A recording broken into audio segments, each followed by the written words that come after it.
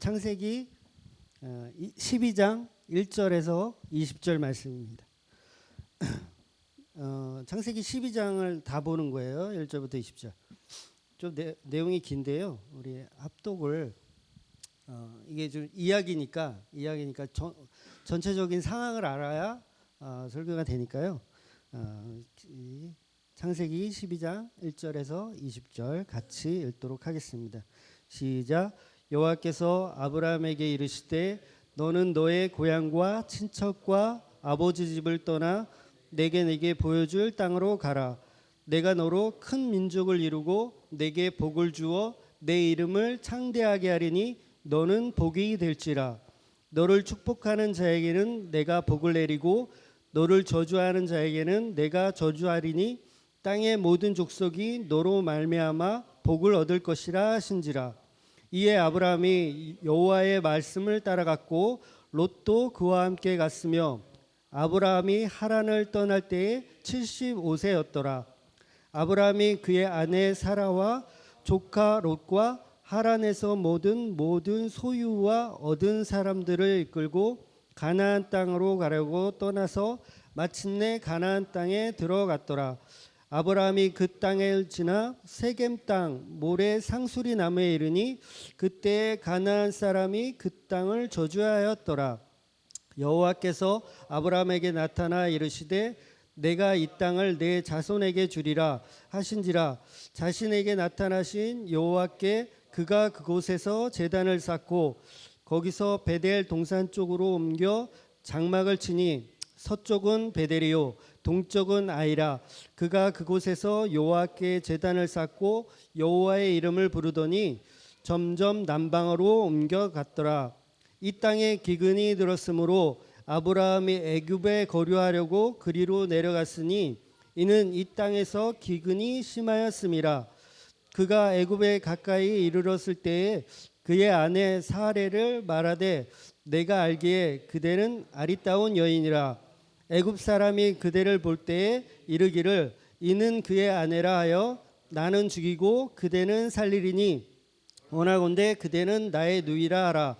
그러면 내가 그대로 말미암아 안전하고 내 목숨이 그대로 말미암아 보존되리라 하리라.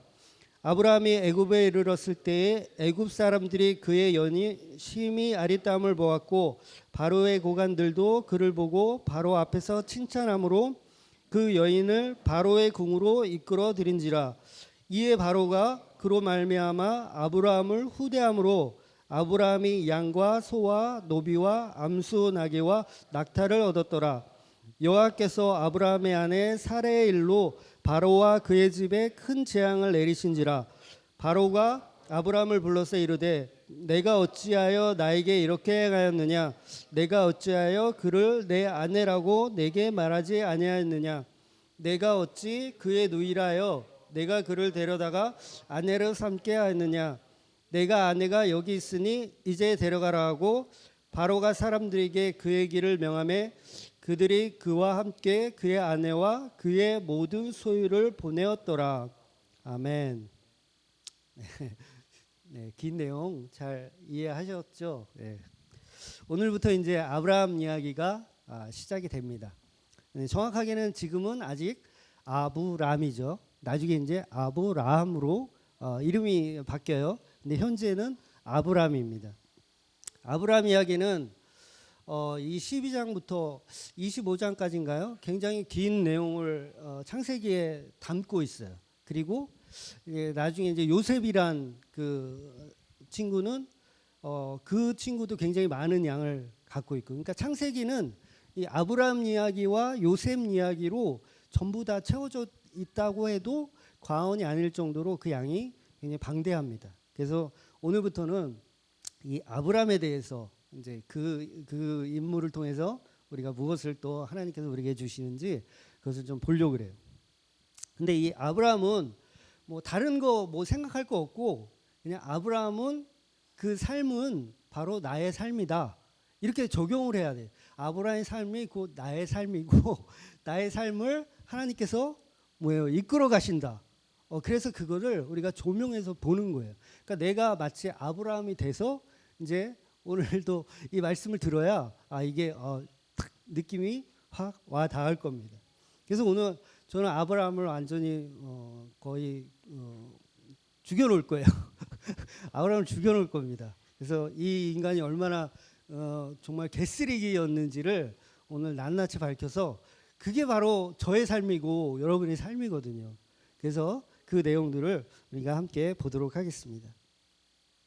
아브라함을 보통 우리는 믿음의 조상 이렇게 이야기를 해요. 그래서 아브라함은 굉장히 믿음이 좋은 사람, 그의 믿음을 본받아야 하는 사람.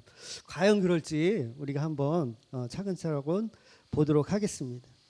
그러니까 하나님은 사람을 선택할 때 그 사람을 왜 선택했는지 우리는 정확하게 몰라요. 그냥 여러 가지 정황들을 통해서 이 사람은 이러이러해서 하나님께서 사용하셨구나라는 정도밖에는 모르지, 이 사람을 왜 굳이 하나님께서 쓰셨는지 정확한 이유는 사실 모릅니다. 나중에 천국에 가서 물어봐야 돼요. 왜 아브라함 같은 사람을 쓰셨어요? 라고 물어봐야 돼요. 근데 이 아브라함은 어떤 사람이죠? 정확하게 얘기하면 아브라함은 사실 이 갈대아 우르라는 곳에서 이제 원래 거기가 고향이고, 그 다음에 거기서 이제 나오죠. 어디로 가려고? 가나안으로 가려고 이렇게 나온 사람이에요. 그래서 친척 아비 집을 떠나서 이제 가나안까지 입성하는 그 여정을 지금 이 12장에서는 이제 다루고 있는 겁니다. 근데 이 가족사를 11장에 이제 앞에 있는 11장에 보면 가족사에 대한 이야기가 잠깐 언급이 되는데, 이 아브라함의 아버지는 데라라는 사람이에요. 데라. 근데 그 사람은 하나님을 잘 믿은 사람이냐? 아니에요. 전혀 하나님을 믿었던 사람도 아니고, 오히려 이 데라의 고향 그 갈대아 우르는 그 메소포타미아 문명이 발달되어 있었던 정말 온갖 잡신들, 우상들을 섬기던 그 땅에서 이 데라는 거기서 살고 있는 거예요. 그러니까 한마디로 이 아브라함의 아버지는 우상을 섬기던 그런 민족의 사람인 거예요. 그러니까 본인 아브라함도 그런 모습을 다 그것을 배경으로 해서 삶을 살아낸 사람이죠. 근데 하나님이 어쨌든 이 데라라는 인물을 선택을 하셨어요. 성경에 보면 아브라함을 하나님께서 이 갈대아 우르에서 딱 이끌어낸 것처럼 우리는 알고 있지만 사실은 그렇지 않습니다. 갈대아 우르에서 나올 때 사실 아버지 데라와 같이 나왔어요. 어떻게 따지고 보면 아브라함은 아무 생각 없이 그냥 아버지가 가자고 하니까 따라 나온 거예요. 그래서 어디로 가요? 우리 저기 다음 페이지 한번 넘겨보실래요? 요게 지금 이제 보통 이제 비옥한 초승달이라 그래가지고 요게 지금 중동 지방에 있는 그 지도입니다. 지도가 정확하진 않아요. 그래서 여기 보시면 여기가 이제 홍해바다, 그리고 여기가 이스라엘이겠죠. 이쪽이. 그리고 이게 중동 전체입니다. 그래서 저기 보면 지금 이란하고 이라크 사이 강이 흐르죠. 티그리스강, 유블라디스강. 좀 표현이 너무 거대하게 이렇게 되어 있는데 아무튼 이런 식이었어요. 그래서 이 초승달 모양, 약간 녹색의 이 모양이 비옥한 땅이에요. 비옥한 땅. 그러니까는 이 티그리스강, 유블레스강을 끼고 있는 그 지역은 뭐예요? 좀 잘 사는 좋은 땅, 거기인 거예요. 그래서 그 갈대아 우르는 어디냐면 뭐 정확하게는 요쪽 끝에 그 페르시아만 거기 있는 데가 갈대아 우르고, 이 아브라함과 데라 아버지와 함께 이제 거기서 출발을 하는 거예요. 출발을 해서 어느 경로로 가냐면 이렇게 초승달 모양으로 북쪽으로, 그러니까 정확하게는 동북쪽이죠. 동북쪽으로 이동. 갈대아 우르에서 나와서 가나안까지 가야 되는데 중간에 멈춘 거예요. 멈춰 있어요. 그리고 이제 그때부터 12장이 이제 기록이 된 거예요. 머물렀는데 거기서 어떻게 돼요? 아버지 데라가 죽어버립니다. 아버지 데라가 죽어버려가지고 아브라함이 아직 가나안까지 못 갔잖아요. 중간인데 못 간 거예요. 못 가고 있는데 지금 이걸 다시 갈대아 우르로 돌아가야 되나, 아니면 계속 가던 가나안으로 가야 되나. 본인은 멘붕이 왔겠죠. 아브라함 입장에서는. 그러니까 시작은 아버지 때문에 나와서 했는데 이 마무리를 못 짓고 있는 거예요. 지금 이 상황은. 그래서 하나님이 아브라함에게 본문 12장을 이야기하는 겁니다. 여호와께서 아브라함에게 이르되 너는 너의 고향 친척과 아버지 집을 떠나 내가 내게 보여줄 땅으로 가라.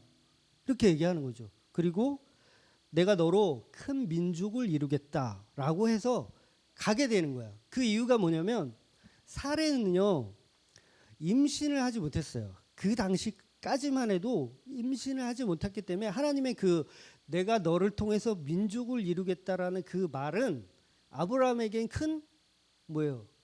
도전이 됐고, 한마디로 당근이 된 거예요. 당근. 그래.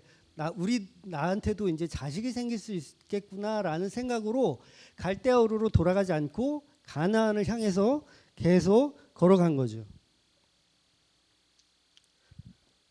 원래 갈대아 우르라는 말은 우르는 사실 땅이란 뜻이에요. 그래서 갈대아. 그래서 거기서 출발해서 이 초승 땅 모양을 지나서 가나안 땅까지 어떻게 결국은 입성을 하죠. 그 무난하게 입성을 해요. 중간에 얘기했던 하란이라는 곳에서 머물다가 거기서 아버지가 죽고 그 이후에 오늘 본문이 이제 시작이 되는 겁니다. 그러면 정황상 보면 하나님께서 콜링을 하신 거는 아브라함을 콜링하신 거는 정확하게 뭐예요? 갈대아 우르에서 콜링한 게 아니고 이 하란이란 이곳에서 콜링을 하신 거예요. 그러니까 따지고 보면 우리가 처음부터 아브라함을 선택해서 지명한 게 아니라 사실은 데라를 통해서 아브라함을 연장선상에서 본 거죠. 그런데 데라의 인물은 어떤 인물이었다고요? 여호수아서 24장 2절에 보면 여호와께서 이같이 말씀하시기를 옛적에 너희 조상 곧 아브라함의 아버지 나홀의 아버지 데라가 강 저쪽에 거주하여 다른 신들을 섬겼다 그래요. 다른 신들을 섬긴 사람이에요. 데라는. 그러니까 아브라함의 아버지는 다른 신을 섬겼던 사람인데 하나님이 어떻게 해요? 그를 선택하신 거예요. 그러니까 아이러니하죠. 이왕이면 좀 잘 믿는 사람, 하나님 말에 순종하고 잘 믿는 사람을 선택할 법한데 그렇지 않고 우상을 섬기는 사람 왜 그 사람 뽑았는지 몰라. 그러니까 데라를 뽑아서 하갈까지 인도하게 하시고 하갈에서 그 마무리를 못하고 죽게 하시고 그 다음에 아브라함을 다시 그 아들 아브라함을 통해서 이제 그 일들을 계속 해 나가려고 하는 거예요. 그러니까 하나님께서 콜링을 정확하게 한 거는 이제 그 하란에서부터 시작이 되었다라는 거지. 자, 이 말씀 왜 드리냐면 우리가 하나님 앞에 선택되어졌을 때 우리가 무슨 믿음이 좋아서 아니면 우리가 좀 뭔가 좀 추출나서 하나님께서 우리를 선택하신 게 아닐 수가 있다라는 얘기예요. 그러니까 하나님께서는 저는 쓸모없는 인간 아니에요. 한마디로 보면 하나님 입장에서 우상을 섬기는 그 인간이 무슨 쓸모가 있겠어요. 쓸모가 없는 인간임에도 불구하고 하나님의 선택적 주권으로 그를 이끌어내는 과정을 바로 우리 성도의 삶이라는 거예요. 그래서 우리가 그 아브라함의 삶을 그대로 적용해야 된다는. 그래야지 어떤 감정이 생기냐면 은혜의 감정이 생기고 감사함의 감정이 생기는 거예요. 내가 잘났고 내가 그만한 실력과 능력과 준비가 되어 있는 사람이라고 한다면 무슨 감사가 있고 무슨 은혜가 있고 무슨 능력이 있겠어요. 같은 맥락으로 봐야 한다는 거죠. 우상을 섬긴다는 것은 근본적으로 뭘 뜻하는 거냐면 우리가 지금도 우상을 많은 사람들이 섬기잖아요. 그 사람들이 섬기는 공통적인 목적이 있어요. 그게 뭐냐면 소원 성취죠. 그죠? 여러분들 절에 가서 막 이렇게 빌고 그다음에 새벽에 물 떠놓고 빌고 다 뭐 때문에 그러는 거예요. 소원 성취하고 그다음에 복을 달라고 기도하는 거죠. 근데 이 기독교는 사실 그런 게 아니잖아요. 기독교는 복을 달라고 하는 종교가 아니고 정말 하나님이 주시는 그 진짜 복, 그거는 구원이고 영생이고 하나님의 마음을 알아가는 것이잖아요. 그래서 그 복을 주겠다고 하는 건데 역시 이 아브라함도 마찬가지고 기복적인 신앙에서 사실은 시작을 했다라고 해도 과언이 아니라는 거죠. 아들 준다니까 시작을 하게 된 거예요. 아주 좀 치사한 양반이죠. 하나님 앞에 순수하지 않았던 그런 바로 우리의 모습을 가지고 하나님께서 이제 믿음의 조상으로 만들어 가시는 과정이라는 거예요. 자, 근데 문제가 생겼어요. 이제 가나안으로 입성을 했어. 입성을 했는데 무슨 일이 벌어졌냐면 생각했던 것처럼 그렇게 그 땅이 별로 그렇게 좋은 땅이 아닌 거예요. 오히려 자기가 있었던 그 하란이나 갈대아 우르가 더 좋은 땅이야. 여기는 별 볼 일이 없어. 그리고 마침 또 갔는데 비도 잘 안 와. 농사 짓기도 망하고 목축업을 하기도 좀 그렇고 너무 안 좋은 거예요. 그래가지고 어떻게 해요? 본문에 보면 점점 9절에 점점 남방으로 옮겼더라 이런 말씀이 있어요. 점점 남방으로 옮겼더라. 가뭄이라는 생활의 어려움이 오니까 스물스물 남방으로 내려가는 거예요. 어쩜 우리의 인생하고 똑같죠. 우리가 신앙생활 시작하면 어려움이 닥쳐요. 누구나 어려움은 닥칩니다. 근데 이 어려움이 닥쳤을 때 우리의 모습은 어때요? 하나님을 의지하고 하나님께 전적으로 나아가는 것이 아니라 스물스물 남방으로 내려가는 거예요. 이 남방으로 내려간다는 의미가 뭐예요? 남쪽에는 뭐가 있죠? 남쪽에는 뭐가 있어요? 지금 이 지도에는 지금 안 보이는데 왼쪽이 지금 밑에가 아프리카예요. 이쪽에 이제 있게 돼요. 아프리카. 거기에 뭐가 있냐면 그 아프리카 입구에 이집트가 있는 거예요. 이집트. 애굽이 있는 거예요. 그러니까 애굽은 어때요? 나일강 문명이 발달되어 있었던 살기 좋은 땅. 그 땅으로 가는 거예요. 이 아브라함의 식구들이 점점 남방으로 내려가는 거예요. 가뭄이 오고 막 그러니까 애굽으로 내려가는 거예요. 근데 하나님의 약속하신 땅이 어디죠? 가나안이잖아요. 애굽은 하나님이 약속한 적이 없어. 너보고 애굽 가라고 한 적이 없는데 이 아브라함은 어려움이 닥치니까 하나님의 약속을 저버리고 점점 남방으로 내려가는 거예요. 결국 자기 합리화를 해버리는 거죠. 아, 여기가 하나님의 약속한 땅이 아닌가 봐. 하나님의 약속한 땅이 이렇게 비옥하지 않을 리가 없는데 오히려 내 고향보다 더 안 좋잖아. 내가 예수 믿고 교회를 나오기 시작했는데 아, 내가 사업도 잘 되고 직장도 잘 되고 공부도 성적도 올라가고 막 이래야 되는데 이게 안 되는 거야. 이거 내가 잘못 왔나 보다.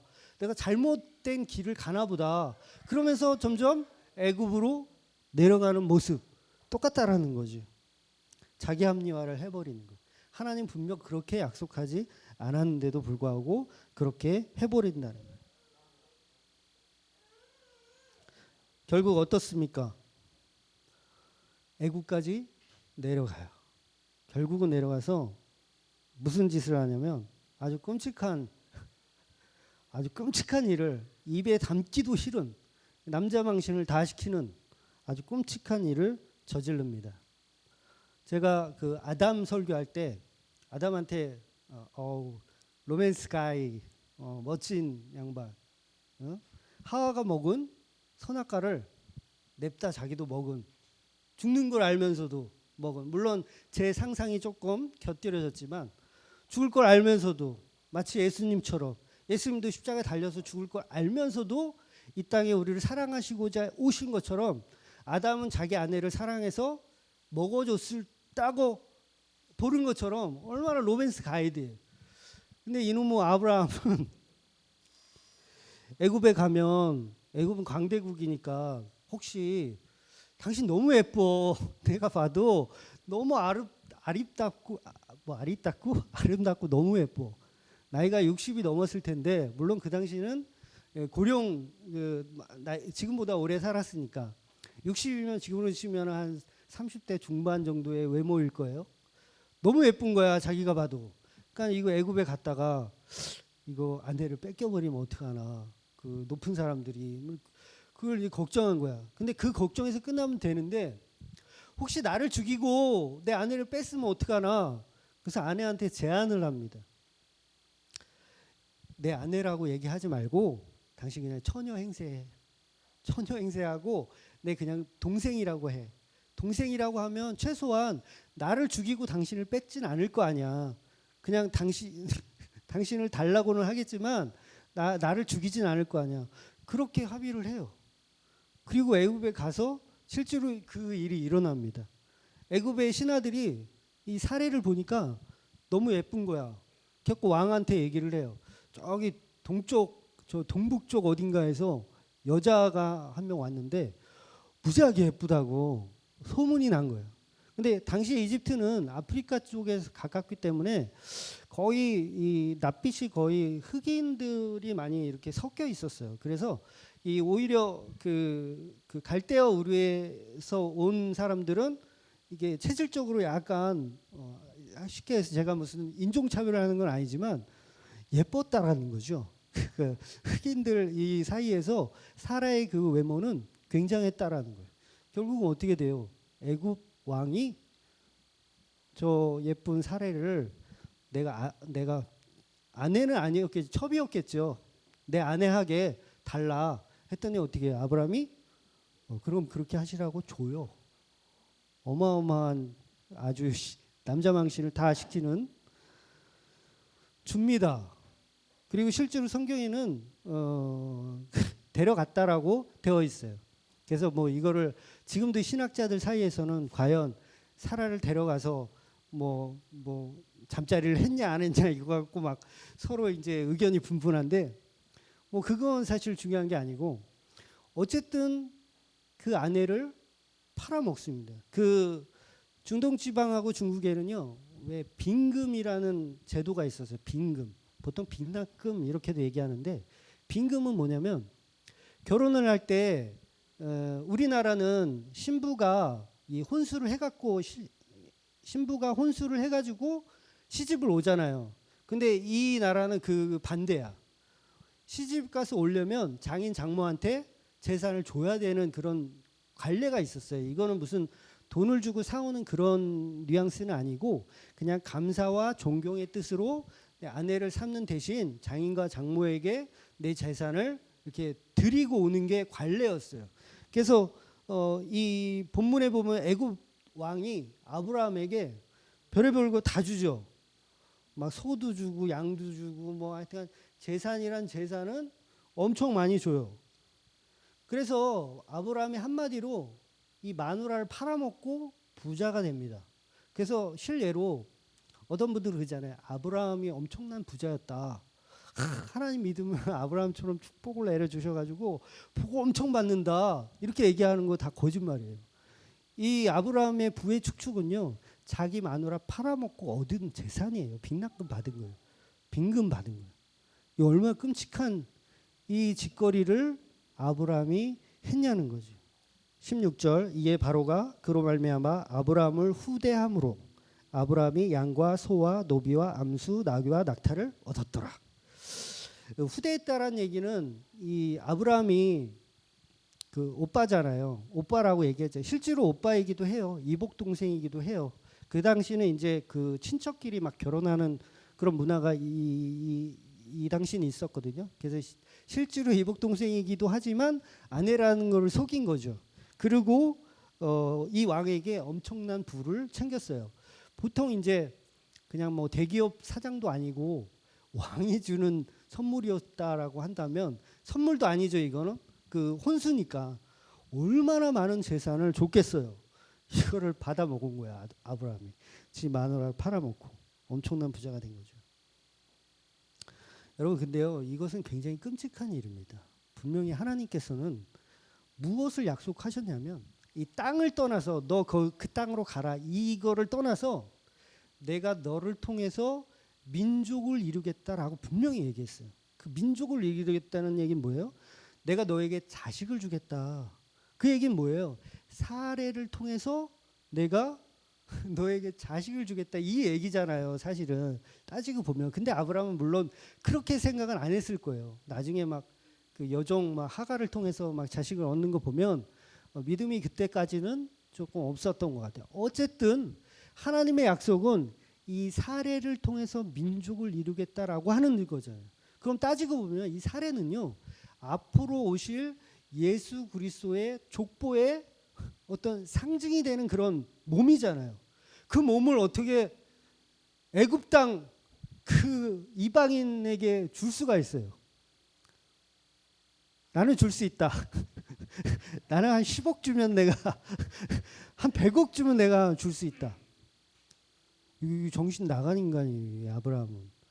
하나님이 그렇게 약속을 했는데 내가 너를 통해서 민족을 이루겠다라고 얘기를 했는데도 불구하고 첫째는 지 목숨 살리려고 돈이 목적이 아니었어. 처음에는 지 목숨 살리려고.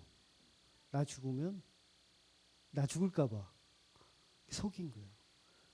그리고 재산을 엄청 축적을 하죠. 하나님이 가만히 있었겠어요? 욕 좀 할게요. 저 새끼 봐라. 내 말은 새카맣게 잊어버리고 지금 마리아를 상징하는 그 아내 사라의 몸인데 그렇잖아요. 마리아를 상징하는 예수님의 족보가 될 그 몸에다가 지금 애굽의 방에 집어넣어 이 정신 나간. 그래서 재앙을 보내죠.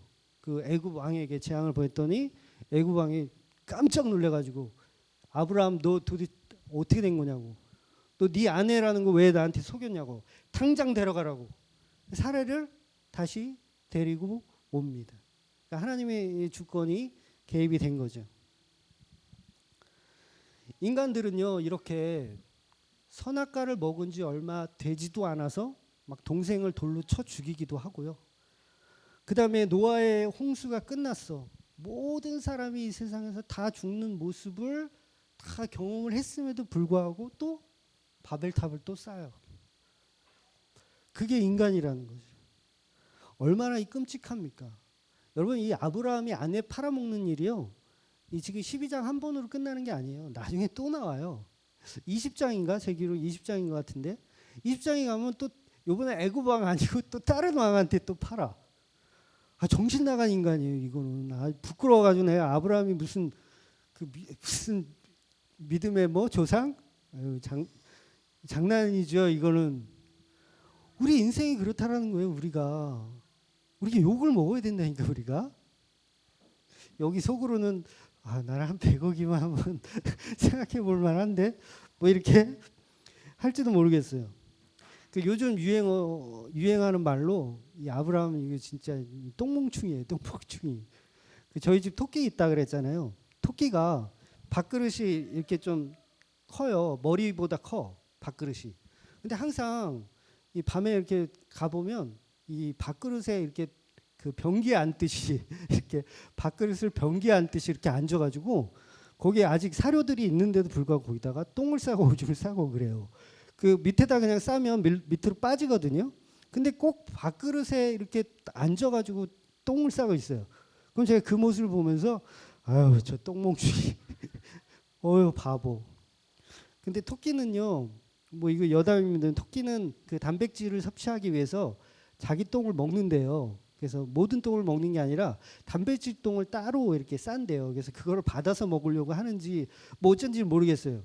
그 성경에도 보면 그 토끼가 그 되새김질을 하는 걸로 분류를 하거든요. 성경에서. 그래서 토끼는 위가 하나인데 왜 그렇게 분류하나? 곰곰이 생각해 보니까 자기가 싼 똥 먹으니까 되새김질 한다고 표현해냈나? 이렇게 생각이 들기도 해요. 어쨌든 아브라함하고 이 토끼가 별반 다를 게 없는 거예요. 똥멍충인 거죠. 똥멍충이.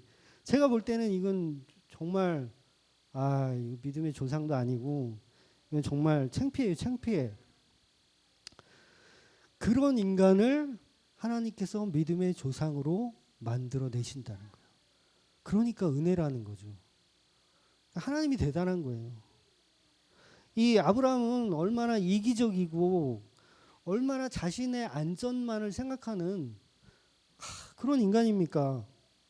심하게 얘기하면 무슨 사이코패스라 소시오패스 같은 이건 취소하자. 이건 좀 너무 셌다. 사이코패스나 그 소시오패스는 취소하고요. 어쨌든 별로 그렇게 좀 존경하고 싶지 않은 인물이라는 거예요. 같은 남자 입장에서 볼 때. 거기다가 한술 더 떠서 이제 나중에 제가 자세히 설교를 하겠지만 자기 아들을 번제로 드리려고 했던 인물이 아브라함입니다.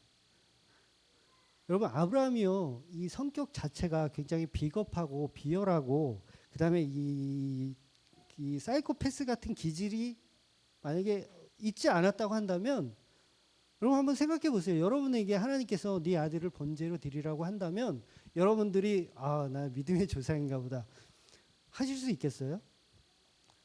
저는 못합니다. 그리고 해서는 안 된다고 생각해요. 자 여기서 이제 제 설교를 듣고 조금 이제 다른 목사님들하고 다르게 접근하려고 하는데 무슨 말씀을 제가 드리려고 하는 거냐면 번제로 드린다라는 그 정확한 하나님의 진의는 사실 그런 얘기가 아니에요.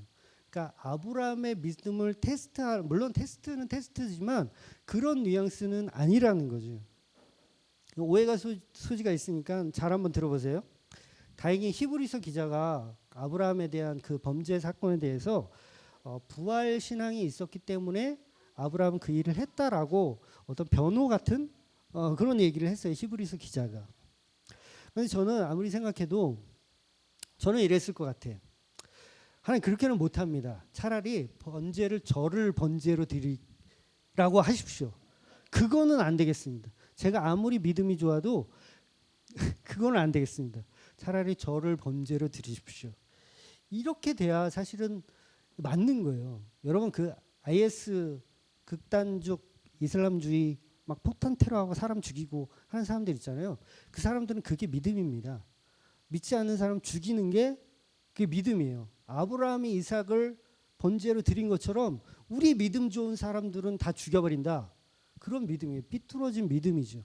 그런데 교회에서도요. 사실 그런 거를 약간 이 아브라함의 범죄 사건을 가지고 그렇게만 해석하는 경우가 많아요. 그러니까 아브라함처럼 정말 믿음이 있으면 아들도 범죄로 삼아야 된다라고 가르쳐요. 근데 정확하게 이거는 하나님의 마음을 읽지 못한 겁니다. 100% 부활의 신앙이 있었다고 한들 여러분 아들을 찔러 죽일 수 있어요? 이건 사이코패스가 아니면 그거 하면 안 되는 거예요. 못해요. 근데 왜 하나님은 이 사건을 성경에 기록했고 아브라함에 그렇게 얘기했을까? 이거는 바로 하나님의 마음을 너희가 좀 알아라. 그 얘기를 하는 거예요. 여러분 십자가 사건 자체는요. 하나님이 이렇게 표현합니다. 독생자 예수 그리스도, 하나님의 아들인 독생자 예수 그리스도를 보내셨다. 하나님 마음은 어때요 지금? 아브라함이 이삭을 번제로 드린 그 마음이 하나님 마음인 거예요. 그러니까 우리가 번접할 수 없는 믿음의 경지라는 걸 하나님 우리한테 이야기하고 있는 거죠. 그러니까 더 정확하게 얘기하면 사실은 독생자 예수가 아니에요. 그거는 우리 알아듣게 하기 위해서 비유적으로 하신 말씀이지 독생자 예수가 아니라 내 자신이 예수 그리스도가 되어서 성육신이 되어서 이 땅에 오셔서 십자가에 달려 죽은 거예요. 그럼 제가 서두에 얘기했던 하나님 그건 안 됩니다. 제 자식은 못 드리겠습니다. 차라리 저를 죽이십시오. 해석되잖아요. 이게 하나님인 거예요. 하나님 우리 인간들에게 알아듣게 하기 위해서 독생자 어쩌고 얘기를 한 거지 사실은 내가 번제가 된 거예요. 하나님이 자신이 내가 번제가 된 거예요. 그러니까 아브라함의 이 번제 이삭의 사건은 하나님의 영역의 사건이라는 거. 그러니까 너희가 하나님 마음을 알아라. 그런데 걷다 대고 우리는 아들을 죽일 정도로 믿음이 대단하다. 그러면 결국 어떻게 돼요? IS 그 극단적 이슬람주의로 빠지는 거예요. 그럼 결국 우리가 번접할 수 없는 믿음의 경지를 하나님이 이야기하고 있는 거예요. 정말 잘 이해하셔야 돼요. 성경이 말하고 있는 건 인간들에게는 불가능한 그 사랑을 실천하시는 하나님. 너희들은 죽었다 깨나도 그 사랑할 수 없어. 그런데 나는 그 사랑을 한다. 나 여호와는 그 사랑을 너희에게 한다, 준다. 그 얘기인 거예요. 이삭을 다시 하나님이 살려주실 거라 믿는다고 우리는 죽일 수 없어요. 사랑하는 자식을 곧 하나님께서 살려주실 거야 라고 어떻게 찔러 죽입니까? 그건 하나님만 하실 수 있는 거라는 거예요. 하나님만 할 수 있는 거. 이삭의 번제 사건은 100% 예수 그리스도의 십자가의 사건을 예표하고 있는 겁니다. 그리고 그것을 기억하게 하라고 하나님께서 말씀하시는 거죠. 이 사건의 결론적으로 물론 나중에 한 번 더 다루겠지만 결국은 희생양을 누가 준비하셨죠? 하나님이 준비하셨어요. 이삭이 아닌 그 어린 양을 이미 하나님께서 준비하시고 계획하셨어요. 그러니까 번제로 드려진 것은 사실 이삭이 아닙니다. 이삭은 드려지지 않았어요. 이 팩트가 굉장히 중요합니다. 번제로 드려지지 않았고 오히려 번제로 드려진 건 하나님이 예비하신 여호와 일의 어린 양, 곧 예수 그리스도라고 결론이 내려져요. 근데 이거가 상당히 더 중요한 거거든요. 이것 때문에 그것을 이건 하나님의 영역에서 풀어야 된다라고 해석을 해야 되는 거예요. 좀 설교가 약간 어려울 수 있어요. 잘 좀 이해하셨으면 좋겠어요. 결론적으로 희생양을 준비해서 번제로 드린 것은 우리가 한 게 아니라 여호와의 일에 하나님께서 다 준비하셨다라는 거죠. 범죄 제물은 이삭이 아닌 예수 그리스도를 말하는 것이죠. 그러니까 전부 하나님 마음 얘기하는 거예요. 내가 너희를 얼마나 사랑하는지를 너희는 알아라. 이 예쁜 거를 제가 부활된다는 믿음이 있다고 어떻게 찔러서 죽입니까? 하나님 전 못해요. 차라리 저를 죽이세요. 그 믿음이 바로 하나님의 사랑이라는 거죠. 하나님은 그렇게 하셨다라는 거예요. 안 되겠다. 내가 직접 가서 십자가에 달려 죽어야지. 이거죠. 이렇게 이해하셔야 됩니다. 결국 인간들의 대표성을 가진 이 아브라함으로 민족의 아버지로 거듭날 수 있었다는 건 전적인 하나님의 의지라는 거예요. 우리의 노력과 우리 힘이 아니라 또 우리의 사랑이 아니라는 거죠. 우리가 무슨 사랑이 있어? 우리가 무슨 믿음이 있어? 아브라함 지금 믿음이 있어요? 무슨 믿음이 있어요? 스물스물 남방으로 내려가서 자기 아내 팔아먹는, 나는 안 그럴게요. 근데 아브라함은요, 그런 마음도 있었을 거예요. 어차피 포기했다. 사례는 임신을 못하니까 이 여자는 아닌가 보다. 어떤 그런 마음도 있었을지도 모르겠어요. 그러니까 자기 생각인 거죠. 하나님의 의중과는 상관없이 자기 판단, 자기 생각, 자기 계획대로 하나님 민족을 이룬다는 걸 생각하는 거예요. 그러니까 결국은 나중에 몸종을 통해서 이삭이 아닌 이스마엘을 낳잖아요. 형을 낳잖아요. 형을. 하나님이 약속한 그 민족이 아니다라고 말씀하시는 거죠. 그러니까 우리는 하나님의 정확한 계획을 몰라요. 우리가 이제 설교 끝나면 찬양하겠지만 하나님이 어떤 계획이 있는지 어디로 이끌어 가시는지 모릅니다. 근데 중요한 건 하나님의 말씀하신 그대로 순종해 나가는 삶을 살아야 한다는 거죠. 그러니까 내 생각으로 합리화하지 말고 하나님께서 너는 가나안 땅으로 가라 하면 거기 가는 거예요. 근데 막 가뭄이야? 그래도 기다려야죠. 하나님 저는 하나님을 의지합니다. 하나님께서 내 환경을 이겨낼 힘을 저에게 주십시오.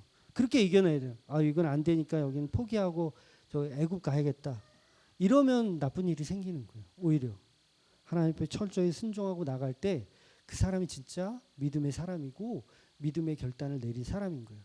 우리는 그동안 아브라함처럼 살았어요. 내 생각으로 살고 내 계획대로 살아왔어. 근데 그것을 과감하게 버려야 돼. 안 그러면 그냥 똥멍충이 되는 거예요.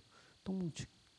하나님 앞에 칭찬받고 막 이런 게 아니라 실망스럽게 되는 거죠. 그럼 하나님의 이끄심을 은혜를 입으며 살아가는 그런 우리 지막교회 모든 식구들이 되기를 주의 이름으로 축원을 드립니다.